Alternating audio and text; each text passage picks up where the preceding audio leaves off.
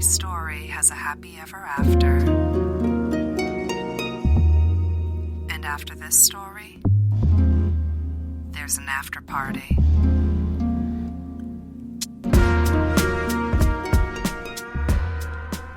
I think we are. Yeah, we're there. We're there. So I know 90 Day Fiancé lost the poll, Mm-hmm. but I've been watching a lot of 90 Day Fiancé back episodes, and to do that, I had to sign up for cable. No! Whatever. No, it's like cheap internet cable. Like, it's barely cable. It's $20 like a Hulu month. cable? I don't want to name it because I don't know if it's any good or not, but that's just the only one that I can think of. It's essentially like an internet-only cable, streaming only, but it has ads now, and there's a ad for $5 footlongs from Subway are coming back, and there's this shitty little barely a jingle, and Dennis came up to me when I was cooking dinner, and he's like, I have that freaking stupid song stuck in my head now. You know what? We've been watching, well, I should say Danny's been watching things, and that commercial comes on, and it's like 1/5 of the jingle I remember. I feel cheated. Like, I actually feel more cheated by the jingle than I do at the lack of footlong that I get at Subway. Is it the guy sitting at the keyboard? No, it's like a black drop back and random Subway employees, like one facing up, one upside down on opposite ends of the screen, kind of dancing, and they switch positions and stuff like that. And there's like, it's very minimalistic. No, I wish, but it's like, actually, you know what? It's 69ing during quarantine. They're roughly 6 feet apart. So. And it's not even $5 footlongs. It's 2 for $10, which is not a $5 footlong. I don't have a table that I can flip over at this time. Nor do I. I have some stray pantyhose. I'm drinking white wine out of my Pride cup. Strawberry Moscato that I got for an embarrassingly low price at Get-Go. I ordered a margatini from Quantum. Oh, hell yeah. They're good. Well, I'm Amanda Pierce. And I'm Sam Logston. And guys, this is the end of the road of season 1 of Once Upon a Time. We did some role reversal for this episode. I introduced myself first. Take that, continuity. And I didn't watch the episode, and I'm going to just comment randomly. Oh, God. So you're counting on me to sum it up? Shit. You didn't tell me this before we recorded. I wasn't drunk the entire episode.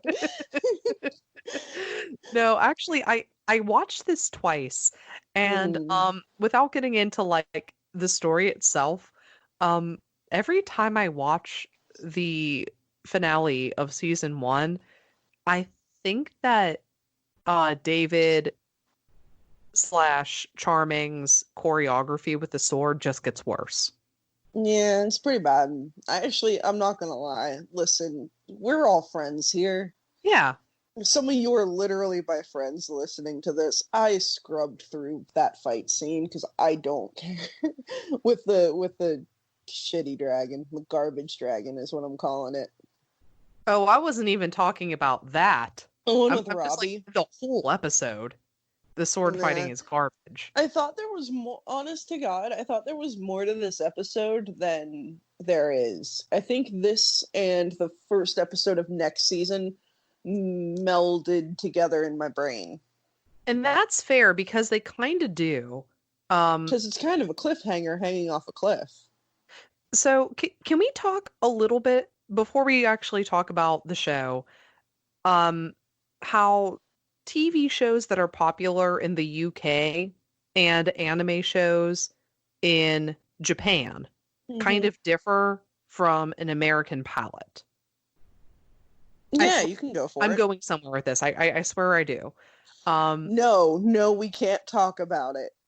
Well, too late. Like, almost 90% of you are Whovians, so yeah, you're used to this discussion. The one thing I can't handle between British TV and American TV, and I'm going to sound like such a snob, so just brace yourself, is It might be one of my points. How fucking long the seasons are here. That was one of my points. Oh my god. We would not have so many padded up. Like the Hansel and Gretel episode could have either potentially been better or saved for another season instead of being been part of a better one, a better episode. I mean, yeah, like having like oh my gosh, could you imagine if the Hansel and Gretel episode was somehow incorporated with Jefferson's plot a little bit more seamlessly? Yeah, that could work. I mean, like that's a far stretch. And that actually might be a little bit too dense, but like you could spread it out between 2 episodes pretty nicely. You could have literally connected it to anything and it would be more connected to anything than it was in that episode. You do not hear or see from those children for the rest of the fucking season. Yeah, so that's one downside and why I brought up like specifically UK TV. They're really good about kind of with regards to seasons, maybe not necessarily like overarching plot of the entire series, but like from season to season they're pretty well knit. Not too much fat, you don't have to worry about padding. And the reason why I brought up anime or like shows in Japan, when you get to the finale of each season, you can tell it's the finale. Usually you don't get the same kind of credits that you do at the beginning or the end. Or if there's any kind of cliffhanger, typically speaking with anime, the cliffhangers happen, but there's a sense of finality right before the credits. And in Once Upon a Time, the season 1 finale, you do not get that. It's just like cliffhanger and credits roll as normal, both at the beginning and end. And that's endemic of American television in general. I'm not just picking on Once Upon a Time, but it's like, but there is one thing you get with British TV that you don't often get with American TV that's kind of negative or positive. It's kind of can be both. The bottle episode. You know what that is, right? The bottle episode? Explain. It's an episode where almost none of the you know the fly from Breaking Bad? Oh, the slice of life episode. No, not a slice of life episode. It's an episode where almost none of the main stars are in it, and it's like one set.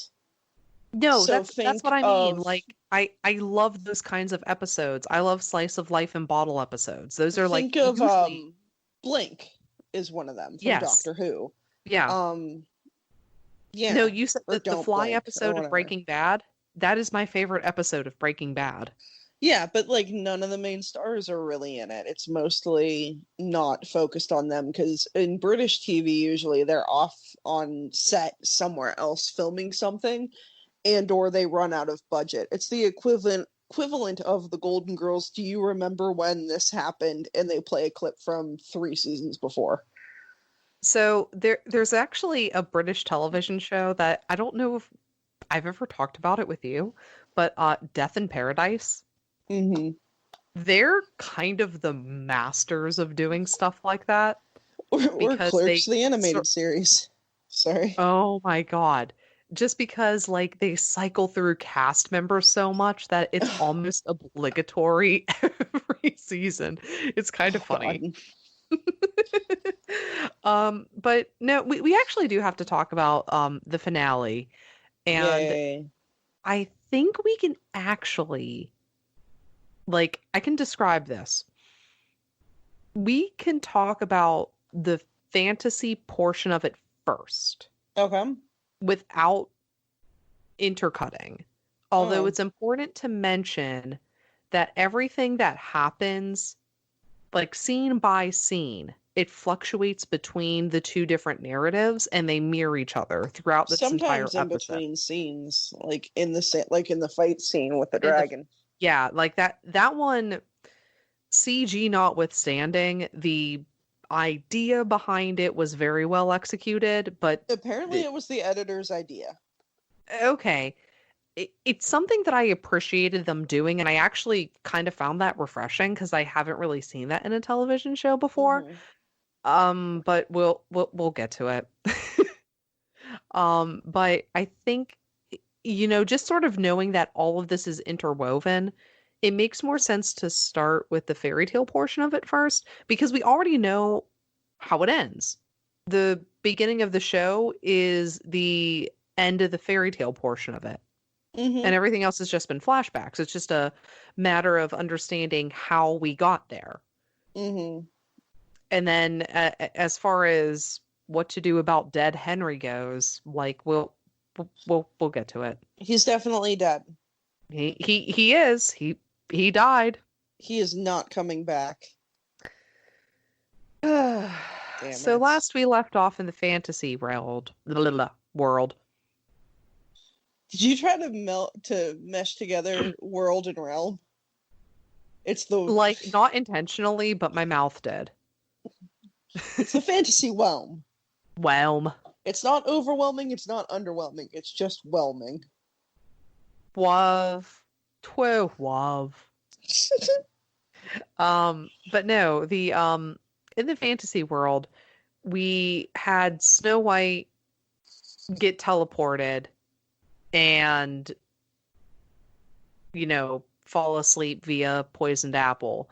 And Charming is locked away somewhere in the Queen's dungeon.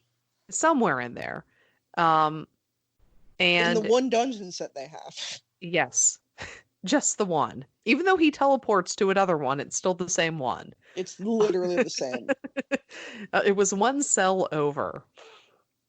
And he manages to escape. You're cutting past your favorite part, by the way. What's the first line of the episode that Charming says? Oh, crap. I can't remember. I will find you. Yeah. I will always find you. Yeah. Take a sip. I'm almost out of wine and we're at the start of this episode. This is not good. Gosh, I'm not. So I drink faster because I'm drinking with a straw. I'm going to say just enjoy our sobriety while you can, folks. It's all downhill from here.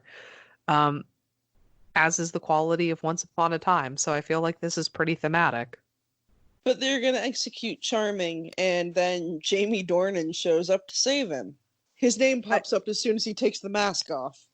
The credit sequencing is great. I was also trying to figure out what was going on with Once Upon a Time in his career, because he would not start filming for 50 Shades of Grey for another 2 or 3 years, depending on when you count the production of it. Because production for it didn't start until late in 2013. Okay. So I don't know if he would have before that. I don't know what he did. So he was in Marie Antoinette. Okay. I actually liked that movie. I do too. I mean, we could do that just because she is mythologized, but we could do Vampire. We could do Dreadful Pennies. We could do Vampire Chronicles. Oh, hell yeah, we can. With Kirsten Dunst. Fuck Jamie Dornan. So I love her. Me too. So he was in that, but between Once Upon a Time and 50 Shades of Grey, he was actually in another television series. And there may have been overlap between the two. What was the series? Do you know? Crap. I don't have the IMDb pulled up, but if you look at his IMDb, you can see it. And the dates aren't close to each other, but I don't know when the production started for that television show. It might have been earlier. So there's a non-zero chance that one of the reasons why he got killed off was because of that. The Fall? That was 2013 to 2016. And he was in Once Upon a Time 2011 to 2013. Okay. New Worlds was also something he was in. New Worlds is actually the one. Oh, that's much later. Okay. So, like, either way, I think he was probably, like, auditioning his little butt off. No, he was hustling. He was. Well, that's part of the hustle is auditioning. Because you don't Yeah, get yeah. unless you audition. Yeah, yeah, yeah. I'm speaking from experience for as shitty as an actor as I am. I was But, really hoping that The Fall was that movie, The Fall, and that I somehow missed Jamie Dornan's white ass in that movie, because that movie is fantastic. I'm trying to remember The Fall. It has oh my god, the dreamy guy from Pushing Daisies. Oh my god, I'm blanking on his name. Folks, by the way, we're only about 5 minutes into the finale and we already don't really care. Lee Pace. Oh, he is dreamy. He is dreamy. Yeah. It's by Tarsum. It's a very pretty movie, and it has no CG in it, which is bananas when you watch it and you see some of the edits they have. Watch The Fall. It's better than most everything else you'd probably watch. Watch Deadfall. That's also better. You get to see it's Charlie not. Sheen playing a drug lord and Nicolas Cage at his best. Just watch it after Nicolas Cage, or stop watching after Nicolas Cage dies. No, because then you miss Charlie Sheen. Oh, damn it. When you see the guy with the robotic claw, stop watching the movie. Stupid fucking hangers. Someone's trying to kill me, man. Ah! Vive la fucking France, man. Oh my gosh.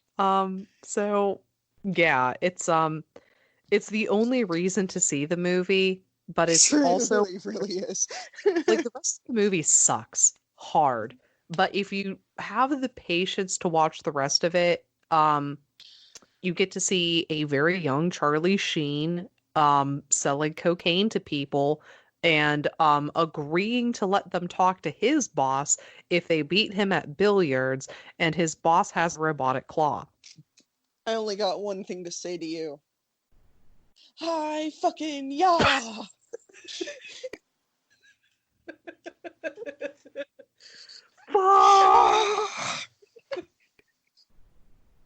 God damn it. So we have to get back to Once Upon a Time, and that really sucks because now I just want Nick Cage to be in Once Upon a Time. He could just like be Regina for one episode and I'd be fine with nephew. So Jamie Dornan basically agrees to help Charming out of the castle. Regina eventually catches up with him. Outfit and she's is fire. 4 fire. Sorry. Oh, 4 out of yes. 5 fire. Yes. She's like, Black number Ursula hair. where is he? He escaped. What the hell? I'll find him. Never mind. Forest. And then she basically yeets him into wherever Hansel and Gretel got lost. Because like Stiltskin gives it a name. He calls it the Infinite Forest. The Infinite Forest. But that is where they were lost. Yeah. It's the same wide shot of the forest.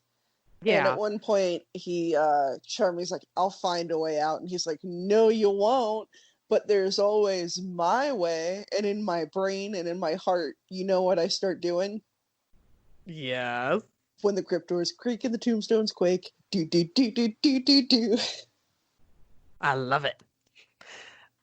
Yeah, Sorry. he manages to pickpocket Charming's dead mother's ring, which I can't remember how he got, but it happened. Okay, it just happened. It was in his pocket, and he pickpocketed it with magic. I'm assuming. And he's like, "Listen, when I'm gonna put an enchantment on this ring, and the brighter it glows, the closer you're going to get to snow. And I'll give it to you if you do me a favor." Now, before we get to the favor proper, they do a very pointless sword fight where Robert Carlyle is having the time of his life, and I can believe his actions with the sword because he is an imp. He's supposed to move with like flair, and like it's not supposed to be like this like brooding hard ass kind of. Listen, he's not sort of technically good. No, he's not technically good, but acting wise, I But he believe charisma his way through it. he rolled a 20. He critted. Yeah, he did. He God, he that's a rolled nerd a 20 reference. bluff. Okay. Yeah. David, not so much. No. He didn't crit fail, but he got like a 5. Yeah. You know, like whenever you're playing D&D and like there's some rolls that you wish you just crit failed because the DM could make a funny story out of that. But like yeah, a that's 5, fair. it's just like, nah, you could have swung your sword, but you farted instead. You swung your sword and missed and farted and then fell. And now you're prone. Good luck. They aim for the brown spot on your pants. You provoked an attack. Oh. But Robert Carlyle goes, here's the thing. I have this egg. I have this Fabergé egg. Oh. I'm only laughing because it's like the first time I watched it, I didn't even question it. I was just like, okay, whatever, it's a thing. Fabergé egg. And then like the more times you watch this episode and know what's going to happen next, it's like, why would you do that? It's a stupid egg, and he has to kill a beast and put it in the stupid egg. Oh, he doesn't even kill it. His daughter does. No, does he? What is it? He just has to capture the beast and put it in the stupid egg. This is the part I scanned through. Okay, so, grab a hold of your drinks, folks. Amanda, if you have something to drink, to take a sip. Refill. In order to get the Snow White tracking device, Prince Charming has to take a giant Fabergé egg, which is home to the true love potion that Rumpelstiltskin made out of both of their hairs. Does Prince Charming know this? No, he does not. Is this a spoiler? No, because if you've been paying attention, you will pick up on these things. And he tells Prince Charming, I need you to hide this in the belly of a beast. That beast being Maleficent. Oh, okay. I remember. So he goes to Maleficent's castle, asks where the beast that guard the castle is, and I hate like ripping on her aesthetic because I do hate it. It's garbage Maleficent. It's garbage Maleficent, but they did give her a good line, which is just like, that would be me, but Beast is so harsh. I prefer Maleficent. It's like if Angelina Jolie said it, it would have been hot. And he reverse bigger boats her. He says, yeah, I'm gonna need a smaller egg. And then the garbage Maleficent turns into a garbage dragon. You know the movie How to Train Your Dragon? Mm-hmm. You know, I've never seen it, but I know it. Yeah. You know Figment? Yes, I know Figment. They're all scarier dragons than Maleficent is. I mean, they're all more believable. That is for sure. Now, when Rumpelstiltskin said, I need you to hide this in the belly of a beast, I know what a lot of you are thinking. He's going to, like, somehow put it in her mouth before the flames come out. Because right now, Maleficent is the big angry dragon. No, it's actually dumber than that. Dragons have apparently gills on the side of their neck, which I've seen in a couple of renditions. You know, I'll give the show credit for that. You're the best husband ever. Dennis is the best husband ever. Until got me a refill. I have a partner. I have the best partner ever. He's not my husband yet, though. Yeah. Working on it. But don't rush into it. You're fucking stuck with that person. That's fine. Such a nightmare. I made the mistake of marriage before. I am not rushing into it this time. Oh my god. Marriage is the worst. It's awful. But you know what? We're not married, but I did manage to get a stepkid out of this, so I am happy about that. I'm just saying this because I know Dennis listens. I know too. And he's trapped with me. He can't leave, or he has to join Scientology. It was in our prenup. Danny just has to worry about Thelma. So yeah, dragon gills. To make a really dumb Would story that short. not connect to her lungs, not to her stuff? Okay, whatever. Yeah, I don't it care. would. He Connecting does to the the thing with the lungs. dragon. Yeah, it's like, it doesn't really matter how or why, but he shoves it in Maleficent's neck gills, which, like, to me just seems much more complicated, but the show goes through great lengths to make us be like, oh, look at that. That makes sense. Okay, And, it's fine, like, whatever. they actually, this is something that bothers me about this episode between the cinematography and the music. Mm-hmm. It's all very suggestive for, like, oh, hey, audience, if you're picking up on this thing, this is where the direction of the show is going. Please pay We are attention to it. going to be subtle. Look how subtle we're being. Please look at our subtlety. But it's not even about subtlety. It's about getting everybody on the same page. Like, yeah, dragon neck gills. Isn't that clever? And it's like, no, it's not. Cinematographer be like, this is the series finale. We need to get moving. And, like, the music at some points, like, we were talking about, like, the Rumpelstiltskin sword fight.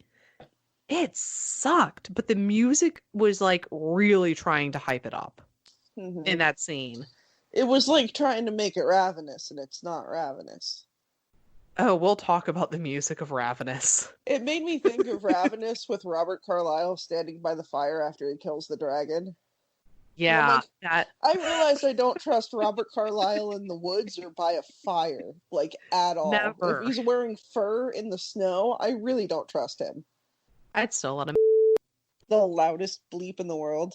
But then he does a magical costume change on Charming so they can rectify the earlier costume mistakes they made in the pilot. It's funny. It's a thing. I found it to be very funny. He's like, now you're ready for your big moment. And he goes and does the Snow White thing, kissing her on the face, and she wakes up. And then Charming proposes what we saw at the beginning. Yeah, it's the same thing in the pilot. It's the same scene as the pilot. And then Charming proposes to her, and my only thoughts on that was Dennis's proposal with a fake dead body was better. It was so much better. The fake crime scene. Then they decide to storm the castle. And that's how that ends. And that's how that wraps up. So, ready to take another back spin? In the real world. Okay, I'm gonna... 1 second.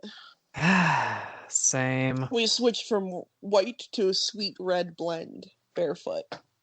Ooh, I like barefoot. But back in the real world. God. Henry is rushed to the hospital in some form of a coma. And Emma assaults Regina. And because Emma believes now. This. Yeah. Emma let you handle this now. Because it touches a certain point in the story that you told me about before, so I'm gonna let you have your moment. All it took was an apple fucking turnover to flip Emma. And now she believes in magic and believes Regina's the queen and believes that Mr. Gold is Rumpelstiltskin. It wasn't necessarily just that. Remember what else happens, though. They didn't know what it was. They didn't know what it was, and it gets her brain thinking, oh, it might be magic, and then she touches Henry's book. That is what triggers all of the memories. Okay. That's dumb. Fuck that book. Yeah. So, like, Henry has, like, his belongings, and Emra's, like, looking through them to see if there's anything else that could have potentially poisoned him or something like that. And just because Dr. Whale was very adamant about it not being poison, which I'm not putting a pin in that. I'm just going to say that was very weird. You don't know that? You don't know that? No. Dr. Whale doesn't know that. Like, Dr. Whale, like, here's the thing, though, is, like, she goes in there, and she's like, listen, all I know is that he took a bite out of this, and he passed out. Mm-hmm. And he was really adamant about saying none of his symptoms coincide with poisoning. But you don't, like, that's my point. You can't know that. You can't know that it's not poisoning. Unless Which you is run a why I'm saying toxicology. it's weird that he would say something like that. Mm-hmm. Like, I'm letting my suspicions about him be known. He's been pretty suspicious whenever he shows up, so. He's been rapey, so we've already gross. written him off as that. So, like, there's that. But Regina entreats Emma to go see Mr. Gold, saying he can help. Mr. Gold? Oh, you forgot about the locker scene. Oh, yeah. She assaults Regina. That's what I said. Oh, sorry. Yeah, I missed that. Yeah, she assaults Regina because she believes now and calls her the queen, and she believes everything. Oh, he goes by Rumpelstiltskin. But does she go and see Gold? Yeah, they do. That's how Emma gets her father's sword. Oh, great.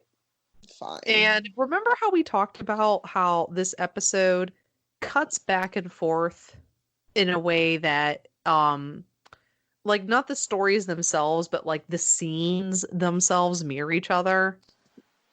Mm-hmm. Guess what Emma's gonna do with that awesome sword, guys? Do the dragon thing. Yeah. And now, here's where we have to mention. See August. She goes to see August. No. Time out. When they're at Mr. Gold's shop, he reveals to everybody that whenever Regina got that curse, he wrote it. Oh, remember? No, you revealed that in another episode. But before he gave it to Maleficent, he put a drop of true love from Snow White and Prince Charming. Oh my god. Into that curse. Mm-hmm. Such that the rest of the true love that he hid in that egg could be used to reverse it. Now, Regina is pissed about that. This is stupid. I think I was cooking dinner during this scene. Huh? I think I was cooking dinner during this scene. And I've seen this about 4 times. And like I said, the part that gets to me hasn't happened yet, but we'll get there in due time. Most of this series is stupid, and that's okay. Emma goes to see August, and I said, I like August, but his acting is pretty wooden. Archie's. He's still there? Archie's. His acting's wooden because he turns into wood. And I said Archie's because all I hear is crickets. Yeah, he he tries to give Emma a pep talk about how she can totally do this. And he's completely petrified now. And Emma sees it and she's distraught. So her and Regina go to where the giant clock is. That moved once.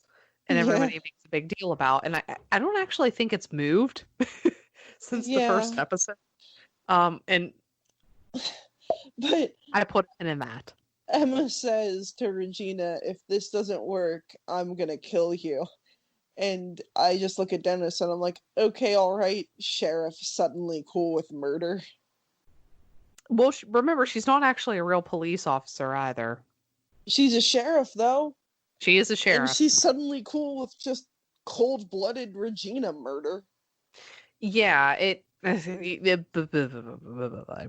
we'll get there.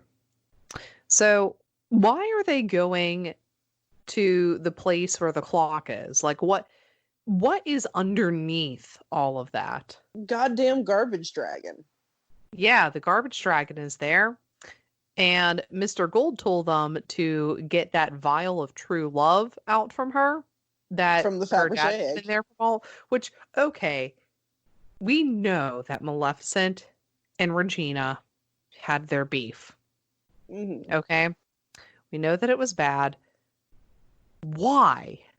Oh, why? Did she make her a dragon? Did she make her a dragon? Listen. She could have put her in any form to subjugate her. She could have made her cat.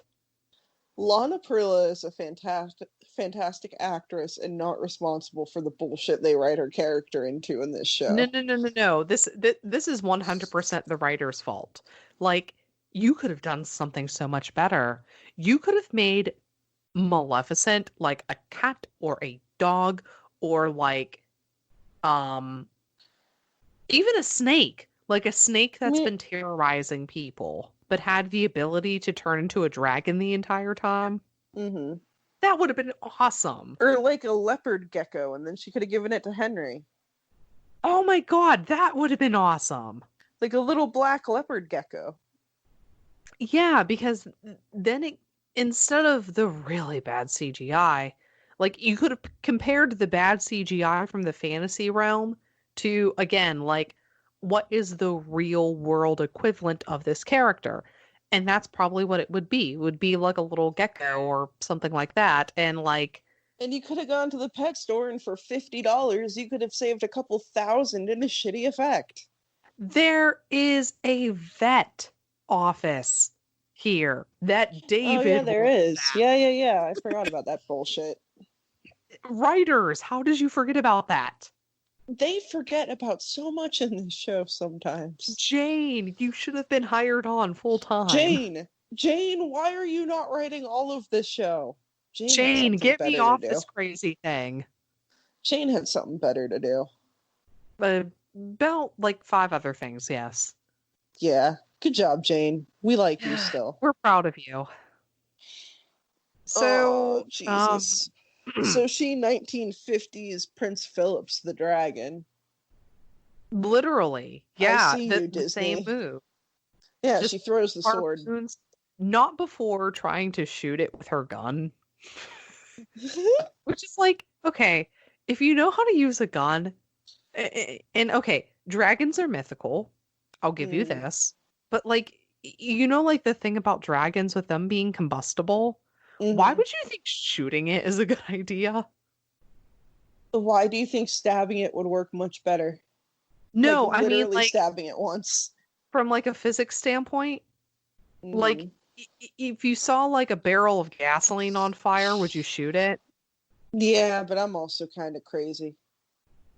Yeah, my problem is that I like to apply logic to absurdist ideas. My problem is I just kind of like watching the world burn. So yeah, I'd probably shoot fire. Yeah, and she tries shooting it, and then eventually she Prince Philips it. And oh god, we have to talk about the elevator. She gets stuck on the elevator. It stops. Robert Carlyle is there, saying, "Hey, Regina left you. Trust me. I'm totally trustworthy. Look at my face."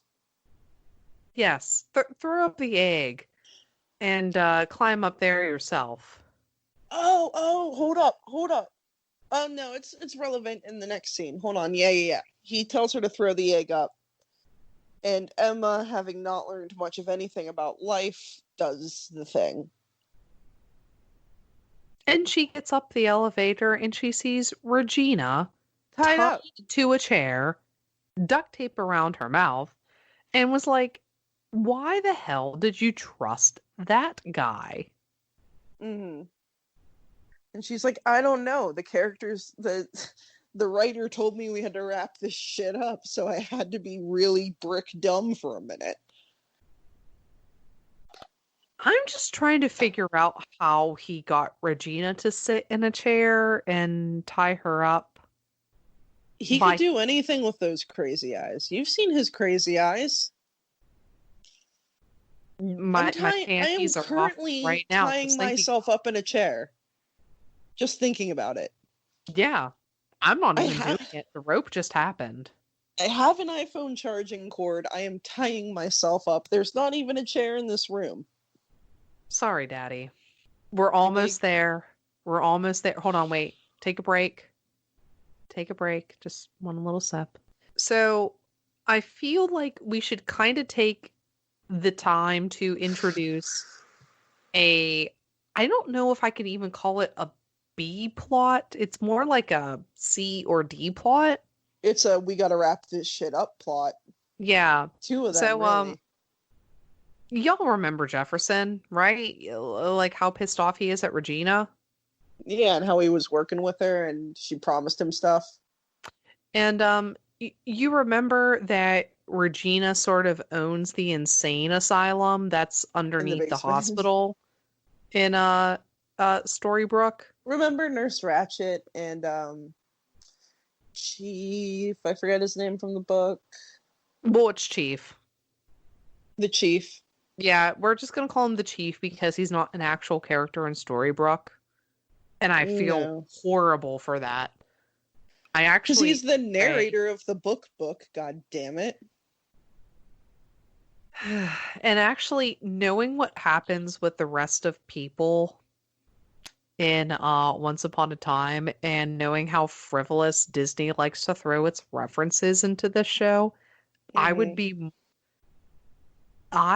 not be surprised if Chief, if they're going with the Nurse Ratched motif, is related to Pocahontas. Chief Bromden. Chief Bromden, yes. If they somehow made that connection, I would not be surprised. That just tipsily tripped its way back into my brain. Mm-hmm. So yeah, Jefferson's there, and he passes by Chief, who is sweeping the door in front of Sydney Glass's padded room. Oh, that was his room? It said S Glass. Oh, it did. Shit. But no, he rescues Belle, who, remember, she's been locked up there since God knows when. And he's just like, listen, I'm going to set you free. You have to find a man named Mr. Gold, and you have to tell him that Regina locked you up. And Belle, I can't believe I'm saying this, but like, understandably, with no really better option, just agrees with it. I mean, she's kind of in a daze. She's like very confused about life. Yeah, it's because feasibly she's been in there for 28 years. Yeah, like her mental status is not in the greatest of state.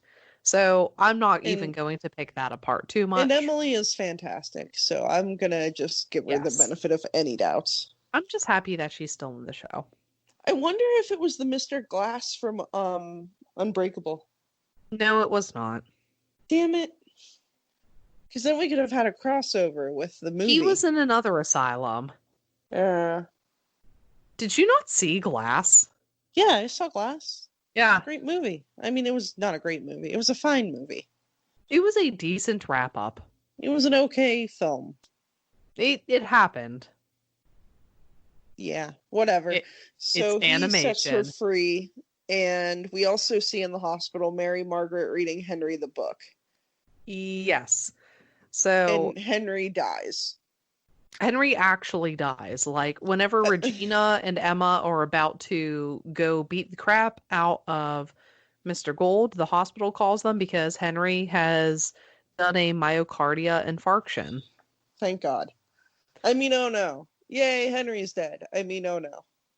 And then I had a sudden realization when she was reading the book, when Mary Margaret was reading the book to Henry. Yeah. That they have the same haircut. It's upsetting. It is the same haircut. That's how you can tell they're related. Yeah, that's. I wish I was joking, but no. No, that's what I realized. I'm like, oh, yeah. That's how they show that she's his grandmother. Mm-hmm. So before we get to like the real bullshit, we're gonna go back to Belle and Mr. Gold. They have a very sweet scene together. With good acting. Very good acting, because she goes into his shop and he realizes that she's alive. And there's this really good balance between like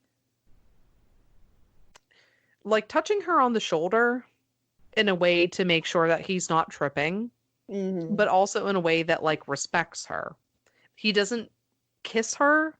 He doesn't do much more than embrace her and hug her and promise that he'll protect her. You can see in his face that it pains him that he can't do much more than that. He's like anger, confused, happy, relieved. But he also is aware that she's somebody who probably doesn't know a lot. So, like, he knows that to act like they know each other would actually probably hurt her more. Yeah. And, like, the pain of, like, you can see the mental process in his, like, as the scene goes on, which is really, really good, and it's heartbreaking. I did like have if your ovaries are on the tender side, don't watch it. My ovaries are so tender right now. I listened to the Hamilton soundtrack and cried again. I cry every time I listen to it. But when she shows up, she's like, Jefferson told me to come here. And then I turned to Dennis and I'm like, and then I got on an airplane from Australia and was blonde and got pregnant and had a baby on an island. And then I got off the island and flew here. So also I can see your wig lined. We're not going there, honey. No, because I really like Emily. I like Claire a lot from Lost. I haven't seen Lost. Yeah. It's all right. I'm probably not going to watch it. You don't have to. Nah. Dennis would probably argue that you should, but it's fine. So remember, Mr. Gold, Rumpelstiltskin, has the vial of true love. Mm-hmm. And he takes Emily out. Somewhere. And we'll come back to it. But right now we have a dead Henry that we have to worry about. And I Amanda. said, yay, he's dead. Let me have this. Do you want to explain what happens at the hospital, or do you want me to? Listen, you know what the most powerful magic in the world is, Sam? They only say it in the show about 20,000 times. Would that be true love? Listen. Strongest magic in the world is true love. Love. And you know what the truest love in the whole wide world is? That between a biological mother and her biological son, who she's known for like a month. That is the truest love. Because I believe Regina does kiss him on the forehead and does the same thing that Emma does, and it does not work. But when Emma does it. But when you push a baby out of your vagina, that's true love. Even and if when you kiss that baby on the head when it's dead, you disappoint Amanda a lot. The whoosh that we saw at the beginning of this season happens here. And I mean, like, it affects everybody. It affects Granny and Red. It affects Snow as she is walking down the sidewalk. Yeah. It affects Charming as he's like inches away from crashing into the barrier that prevents people from leaving Storybrooke. Did I say that out loud? Sorry. But yeah, like, everybody gets a big montage moment and the music swells. Henry does this thing where, like, he jolts up and takes a breath, and then in the next cut he's laying back down. An absurd amount of people are just standing in the middle of streets, not getting hit by cars of people who also just woke up. Yeah, there's a shocking number of people who aren't being hit by cars. Yeah. Disappointingly small number of people not getting hit by cars. So, like, the Blue Fairy, the Mother Superior, is there. Well, and she's just kind of like in a shady way telling Regina, like, look, Your Majesty, you better hide before people come after you. And Regina's like, Henry, no matter what anybody says, remember that I've always loved you. And she returns home. And shockingly, nobody stabs her. Not yet. Everyone's kind of in shock. Yeah.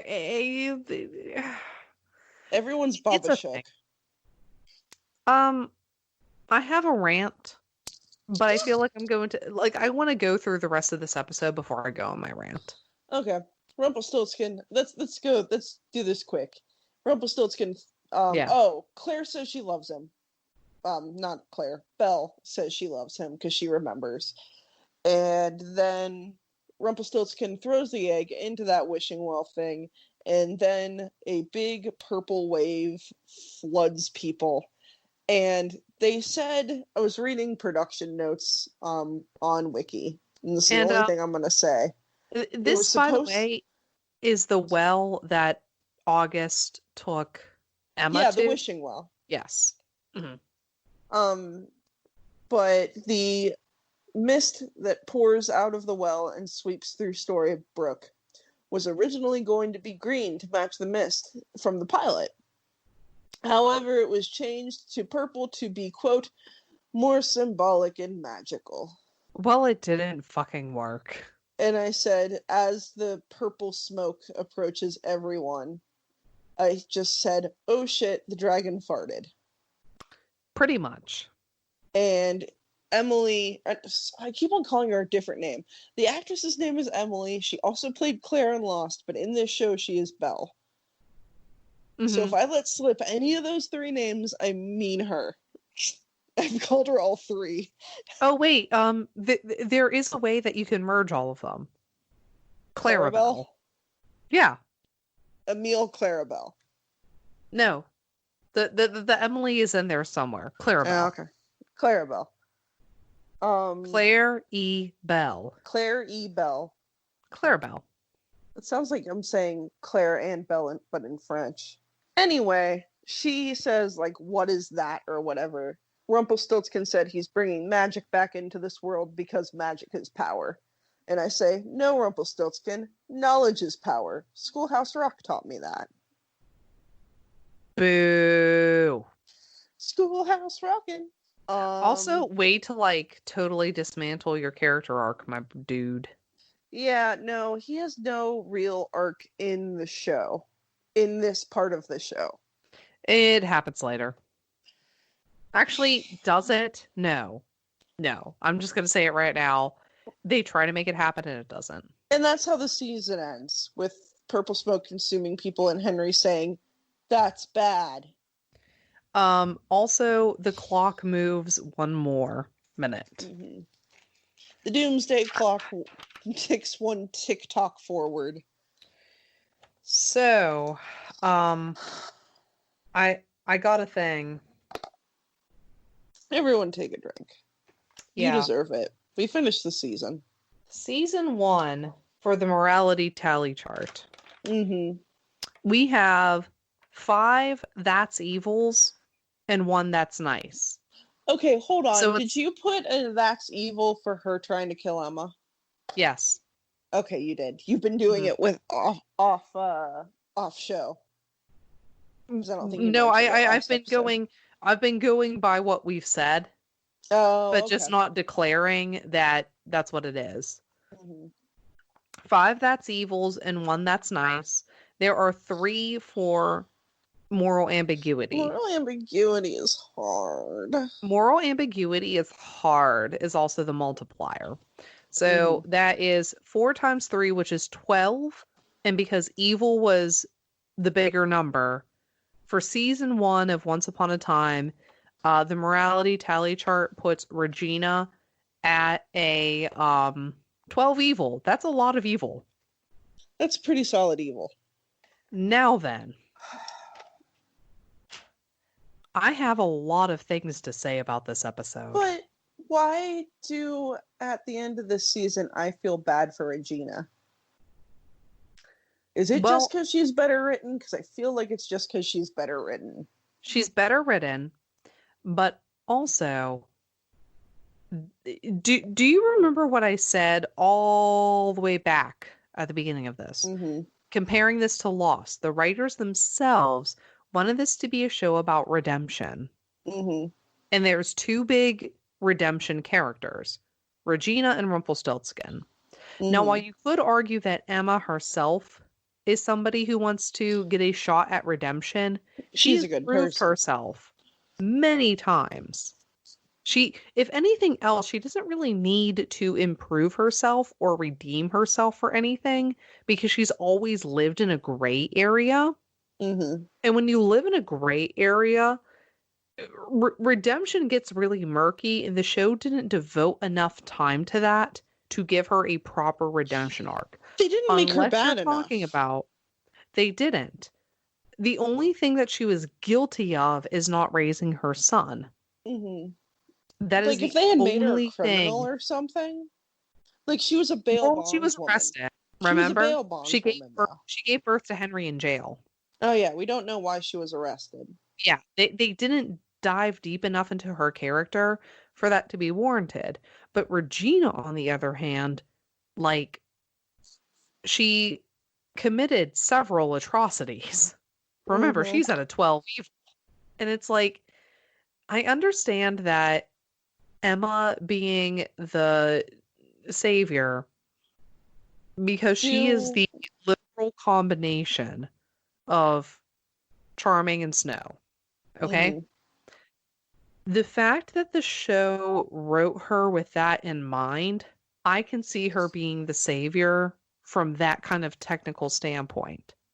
But if Henry is in there solely to get Emma involved, like, I feel that's really so annoying. I feel like that actually explains a lot. That explains a lot about why Henry feels so extraneous and annoying whenever he injects himself into the plot. Because all he is a human MacGuffin to get Emma to do the thing. And that is what brings me to the ultimate problem with all of this, is that Emma, like, if you're speaking strictly about like plot devices and the technicalities of a script, is just as much of a MacGuffin as Henry. Mm-hmm. The only reason why Henry is there is because she gave birth to him. The only reason why she has significance is because Snow and Prince Charming gave birth to her. Mm-hmm. So it's the chosen one narrative. It's the chosen one narrative. The show tries to put a twist on it, but an even better twist would be if Regina woke him up. Yeah. Imagine how powerful that would be if it was her who woke up Henry. Like, instead of kind of making her this, like, because we try to have her be this misunderstood character and try to make her this complex and try to make her so relatable and likable, but she doesn't get that moment ever. And like, there was like the whole thing with like the dream sequence in the episode before where she's just like, I just want to win. Like, that is so petty. And that's not the character that we know. That is not the person that we've come to like be invested in. And to have that moment really taken away by like Emma and that chosen one narrative, when the whole show is about subverting expectations, is a huge disappointment. Yeah, it really is. And I feel like part of Regina is the kind of Snape equivalency from Harry Potter, which is you empathize with Regina because you understand her motivations. As much as Emma is a MacGuffin for the plot and is the chosen one, where Harry Potter subverts the chosen one narrative, this show does not do that. But in Harry Potter, you empathize with Snape at the end because you understand his motivation for doing what he did. Even though the classic example of moral ambiguity is hard. And arguably, if we did a morality tally chart for him, he did a lot of evil, like assaulting students evil. But you empathize with him because you understand his motivation fully and completely. And I feel like watching this show... He is like a couple of hairs short of being a men's right activist, but he had the common sense to not go that way 100%. Yeah. But, you know, Regina, you understand her motivation. Everybody at some point in their life feels like they are constantly being kicked in the metaphorical nuts. Yeah. And that's who Regina is, and that's why villains, honestly, often tend to be more empathetic than heroes. Because everyone's shit on. No one has ever been the chosen one. Everyone feels like they get shit on from time to time, constantly. And it's, you want to root for the underdog because you understand her motivation. She does want to win just once and get her happily ever after that everyone else fought for. Now, you know what I would love to see? Hmm. And it's not going to happen. It doesn't happen. I can tell you it doesn't happen just because I know how ABC is. Mm-hmm. Like, there's part of me that's like, what if Emma and Regina just became a hot lesbian couple? That's not going to happen. But I know it's not going to happen. Part of me but wonders just imagine how awesome that would be. Part of me wonders, I don't know how big this show was in its day or anything, but part of me wonders... It was pretty popular. Like, not Game of Thrones popular, but, like, it was pretty popular. Part of me wonders if this is what pushed Disney into Maleficent, the movie. It had to be. Because... like, fan reception of it, yeah. It was awful. Yeah, because of the empathetic villain, you see where they come from, you want to see their motivation, and you want to see them win in the end. Mm-hmm. So, I don't know. Those are just my random thoughts. There are definitely issues with this show, but I think it's salvaged by... they got a really good cast for the show, and Dennis even said that rewatching the finale with me. He's like, the casting is strong in this show, for the most part. Even Mary Margaret, like I said, like, I've seen her in other things, and I do like her as an actress. It's just she's sometimes not given enough to do. Mm-hmm. And unfortunately, she kind of holds up a lot of the story. Yeah. So it's bad writing with somebody who probably shouldn't have gone the part, and I feel bad for her. Whereas her romantic counterpart was just like, you could technically replace him with a sexy lamp. I mean, it's a pretty nice role reversal. Yeah, I don't think I've ever seen a show where you can replace a man with a sexy lamp. I think you could. I could think of one. I mean, like, I'm sure I could think of a few too. Like, Daria, you could probably replace Trent with a sexy lamp, and that would work. But it doesn't work as well because I like everything Trent represents. Lana's really good. Robert's really good. Emily's really good. Belle. The Winter Soldier that plays Jefferson is obviously very good because he went on to Marvel fame. He became Bucky. Yeah, and Jamie Dornan obviously got noticed. He got noticed by someone, but he's good in the show. He is. The kid is... I still don't like him, but God bless. I put that more to his lines than I do the kid himself. Red is really good. The grandma is really good. Like, overall, it's a pretty strongly cast show.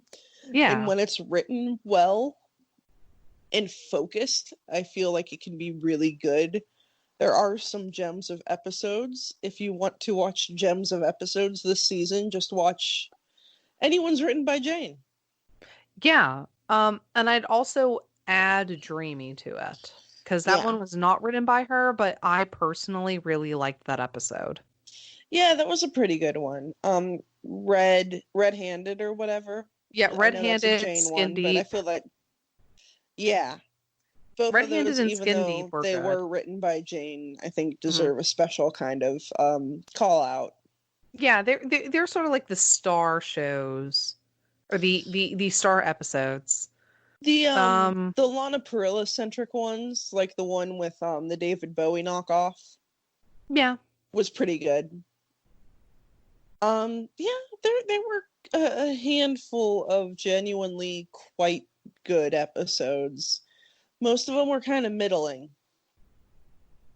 I feel like this season batted on average 3. Yeah, like all throughout. The finale itself, I'd probably give 3 apples with a bite. I'd probably say 2.5 to 3 because honestly, the whole thing about the whole fact that Juana Perilla had like a really good like opportunity to redeem herself as a wicked stepmother, and the show chose not to do that. And or even imagine this. Imagine if Emma and Regina took turns kissing him on the head. I mean, gross. I mean, yeah, that'd be sweet. Like no, not in that way, but just like, they were both mourning over him, or like they both kissed his hands or something like that. Yeah, if they both did it at the same time and you didn't know who broke the curse, that'd be kind of cool. And that would leave for a really good cliffhanger. Or if it took a minute or two for him to wake up. Yeah. If both of them kissed him and it took like 10 minutes for him to snap out of it. Yeah. So but, I mean, there was some strong acting in this episode too. But yeah, I feel Robert Carlyle and Clarabelle in particular. I feel that we had some of the strongest parts of this show and some of the weakest, with the CGI and the bad costuming and the bad weave. That is stuff that I'm willing to forgive just because of like TV budgets and like because I'm aware of it. Yeah. And I'm also aware that like those limits can sometimes lead to like really campy moments. Yeah. So sometimes I don't judge it as harshly, but like for the final episode. Oh yeah, I'm not super judging it, but I'm just saying it has some of the best and worst of the show of this season as a whole, with the not great CG and the really good acting. We didn't get a lot of the quips that we get in some of the better parts of the good episodes, but we had to get shit done to wrap this season up. No. There was a really good quip. Which and it one? was from Emma. Okay. So there was like a line repeated from the fantasy segment in the modern day time where Robert Carlyle was saying that he was keeping that vial of true love for a rainy day, to which Emma responds, well, it's storming like a bitch. Oh, okay. I missed that. That was a good quip. That was a good quip, and I enjoyed it. Yeah. But yeah, like I said, they threw a quip in there. There was some good acting in there. There was some subtlety in there. And then there was like the bad parts of this show. So. Yeah. So 3 with a bite for me. Yeah. Yeah. I'd say in numerical terms, 2.5 to 3. Yeah. And also, I'd also dock half a point because of the implications of the curse breaking at the end of this season. We are at the end of season 1 and the curse is broke. Magic is back here. The curse is broke, but then Rumpelstiltskin also drops the vial into the thing. So it's like, oh, the curse is lifted. What is that pink smoke? So what the fuck are we gonna do now for like 5 more seasons of this show is kind of the question that if I was living in that, if I had watched this when it first came out, I'd be like, so the curse is broken. They didn't go back to their world, which they do point out. They were surprised they weren't like immediately transported back. Mm-hmm. So I guess that's gonna be the like I've seen the first couple of episodes, but it's of the next season, but it's been a couple of months. So I'm gonna assume that's the goal of next season, is to find their way back home. So like a Return to Neverland situation. It's come to my attention that I've only made it through the first couple of episodes of season 3. Mm-hmm. I have not 3 or 2. Season 3. Okay. Is where I stopped. Okay. Season 2, I have not rewatched in its entirety, but the first episode or 2 I did, and I'm just going to say right now, I'm going to be raging at one particular character, and you probably already know who it is. Oh, I think. And it has nothing to do with the actor playing the character. It has everything to do with the character itself and why it doesn't belong here. But you know what? Can I tell them something? Yes. Y'all are gonna have to wait till August to hear our ideas on that. You are, because we are actually taking a once upon a time break. Once Some upon things to the look. end of every season. Yes. So this is the end of season 1 of Happy Ever After Party. Congratulations, you made it. I don't know how, but we're gonna do a couple of little mini-sodes and a couple of non Once Upon a Time related episodes. Starting with next week, Amanda and I are going to do like a thought experiment, right? Yeah. Yeah. So we're going to do like a very weird kind of introspective discussion of a belated Pride special. Yeah, because we didn't want to take away from Black Lives Matter this month because it was really important for us to do that, especially Black queer lives. I don't have a total yet of how much money we got this month. Which when I get that information, I'll let you know how much that is. Well, here's the thing. If it's like a really shitty amount of money, I want to shame people for not contributing. You'll throw like $400 in just to be like, here you go. Yeah. I don't have that much money. No, I have like $4. That's how much I have right now. I have more than that, but I did buy an immersion blender, so. So you'll be down there with me. You'll have a whole whopping $10. I'm in sweet immersion blender buying territory. That's the kind of money I make. Be jealous. But yeah, so we wanted to do an episode sort of about like talking about fairy tales and like how they're heteronormative because that's sort of what was required at the time in order to prosper. So what would a queer fairy tale look like? We want to talk about that and like kind of come up with our own little theories about that. I'm going to be talking with a friend of mine from Ohio about the Witcher series. Then next week. And the week after that, we're going to be talking about something that we've been hinting at for a very long time. Don't tell Amanda, them. What are we going to talk about? Don't tell them. No, we're not going to. I'm not telling them. No. Okay. Hell no. That's a secret. So 3 weeks from now, we're going to be doing a very special episode about a movie that me and Amanda love so much. And it's all your fault. It is 100% my fault, and I don't regret it. We double featured it with Muppet Treasure Island. I highly recommend that double feature. With you know wine. what? Yes. It's honestly, it kind of makes sense as a double feature in an odd number of ways. I can't logically make sense as to why, but just if you have a heart. I'll tell you. Muppets and ham. Cabin fever.